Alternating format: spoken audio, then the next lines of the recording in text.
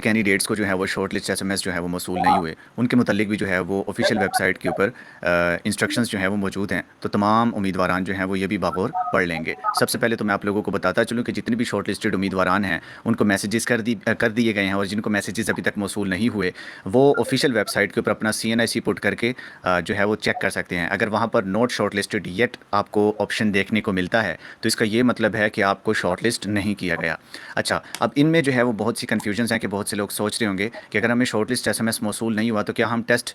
वाले दिन जो है वो जा सकते हैं कि नहीं। अब इसमें जो है वो मैं आप लोगों को कन्फर्मेशन तो जो है वो नहीं दे सकता, लेकिन बहुत से सेंटर्स में जो है वो इस तरह का सीन होता है कि अगर आप लोगों को शॉर्ट लिस्ट एसएमएस मौसूल नहीं भी होता तो आप फिर भी जो है वो टेस्ट सेंटर जाकर अपने टेस्ट दे सकते हैं, ठीक है। लेकिन कुछ सेंटर्स में जो है वो इस चीज़ की पाबंदी की जाती है, और आप लोगों के पास अगर रोल नंबर स्लिप आपकी मौजूद हो तभी आप लोगों को वो सेंटर्स में एंटर होने देते हैं, ठीक है। तो ये मैंने आप लोगों की कन्फ्यूजन ख़त्म कर दी है। अच्छा, अब जो है वो सबसे पहले मैं आप लोगों को बताता चलूँ कि आप लोगों के फ़िज़िकल एंड रिटन टेस्ट एक ही दिन में जो है वो कंडक्ट किए जाएंगे, और इसकी जो है वो ₹500 जो है वो रजिस्ट्रेशन फ़ीस भी होगी। अच्छा, जिन्होंने जो है वो नॉन कम्बैट एनरोल यानी कि एनसीज़ में अप्लाई किया है, जैसे कि खाक रोब और मसालची वगैरह, उनमें उन पोस्ट पर अप्लाई किया है, उनसे जो है वो कोई भी रजिस्ट्रेशन फ़ीस नहीं ली जाएगी, ठीक है। उम्मीदवारान को ये भी मुताला किया जाता है कि वो टेस्ट के दिन अपने PT शूज़ और रिटन टेस्ट के लिए पॉइंटर और क्लिप बोर्ड जो है वो अपने साथ लेकर आएंगे। इसके अलावा आपने अपने जो है वो डॉक्यूमेंट्स भी अपने साथ लेकर जाने हैं। अब मैं आप लोगों को बता देता हूँ कि आपने कौन कौन से जो है वो डॉक्यूमेंट्स लेकर जाने हैं टेस्ट के दिन।